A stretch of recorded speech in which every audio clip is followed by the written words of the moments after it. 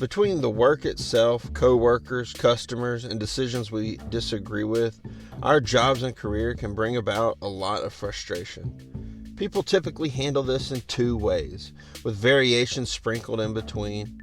Either people get really frustrated and let their attitudes start to go into a negative direction, or they get really frustrated and they just bottle up those negative emotions. To a certain degree, both of these can be a good thing at times, but there's a fine line to toe in these situations. We have to find healthy ways to express our frustration while not getting too extreme and damaging our careers.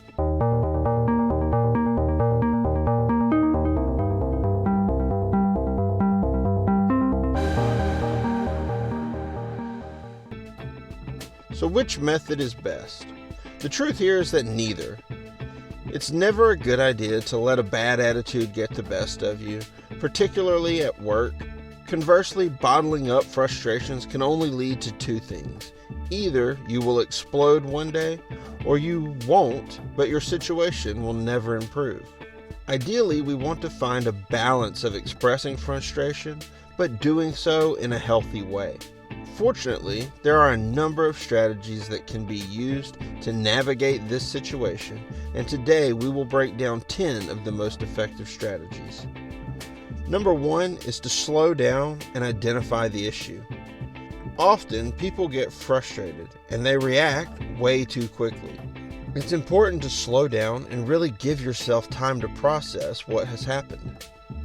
The only way to properly react to a situation is to fully understand where the frustration is coming from.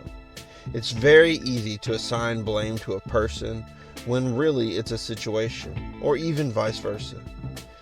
Do some root cause analysis on your frustration before you take any actions. Number 2, leave the area.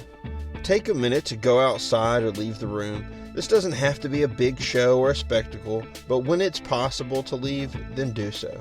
Sometimes a quick walk around or a fresh breath outside is all you need to just let the frustration pass. 3, identify solutions. We can grasp the source of problems and get ourselves calmed down, but ultimately we have to have solutions. Take some time to consider the problem and identify the root cause. This will allow you to better identify the proper solutions.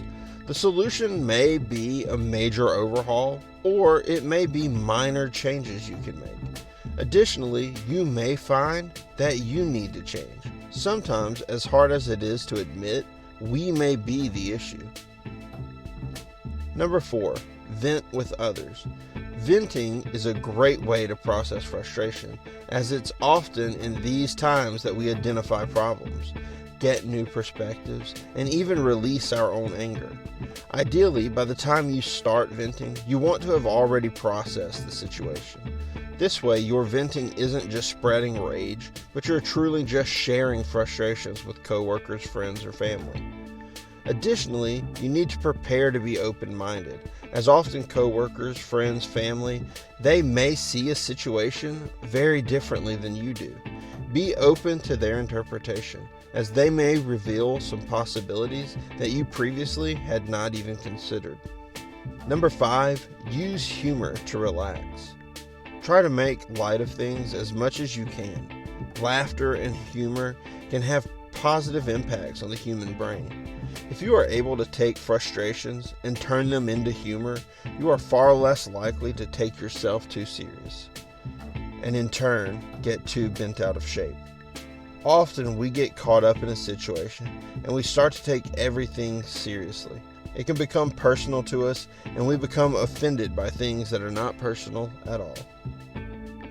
Number 6, practice relaxation techniques. The human mind is a complex tool, and it can be manipulated to do the things we want. Rather than having frustration take over, use techniques that will relax your mind. These can include deep breathing routines, meditation, or repeat relaxing affirmations. We should always take time to talk ourselves off the ledge before blowing up on people. Number 7, don't hold on to the frustration. Having advised people who have struggled at times in their career, it's apparent that people hold on to things for far too long. People will get offended or frustrated by a situation or coworker and hold on to it for so long that it eventually eats away at their very career. Being frustrated to the point of sabotaging your own career is an absurd idea, but one that many people find themselves stuck in, whether they know it or not. Number 8, temper your expectations. Consider the people involved and temper the expectations that you have for them. Maybe they are young and inexperienced.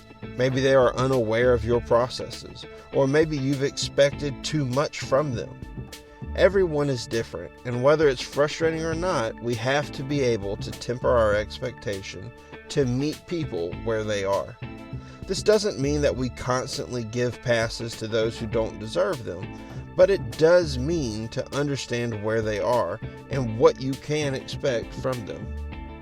Often, a coworker may be bad at their job, and we can get frustrated with them, but in reality, they are who they are. We should have a word with our boss about the situation, rather than subconsciously letting a low performer start to eat away at our mind and our careers. Number 9, exercise. Exercising can be difficult and taxing on the mind and the body.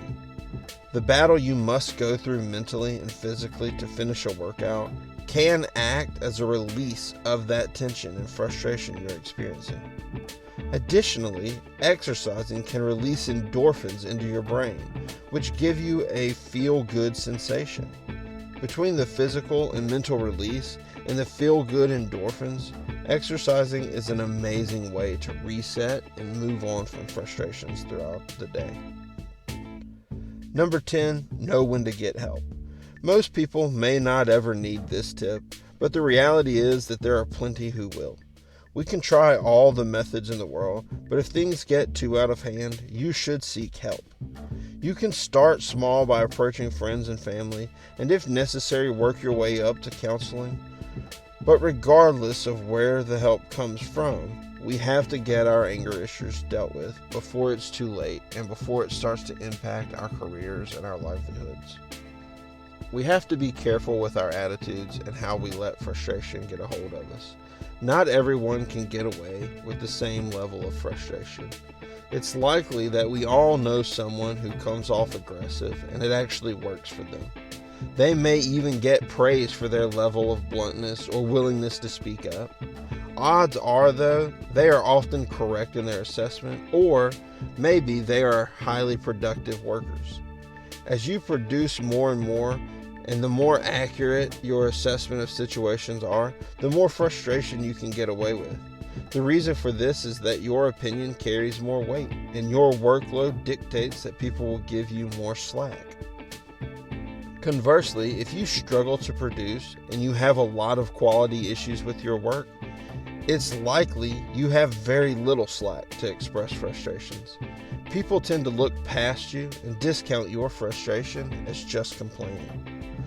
No one wants to admit that they fall into this category, but before you start to express too much frustration, make sure you are in good standing and a valued employee.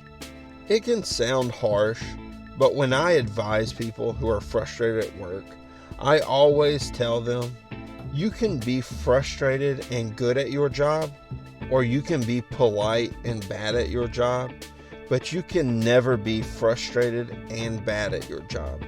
That is a recipe for getting fired. Assess your frustrations, watch your attitude, and find ways to overcome it. Use these 10 tactics to shift your mindset and get yourself in a better place mentally. Identify root causes and come up with solutions to solve these issues for the long term. If you enjoyed this video and you would like to see more content like this, please subscribe and hit the notification bell to be notified of any of our upcoming videos. We'll see you guys next time.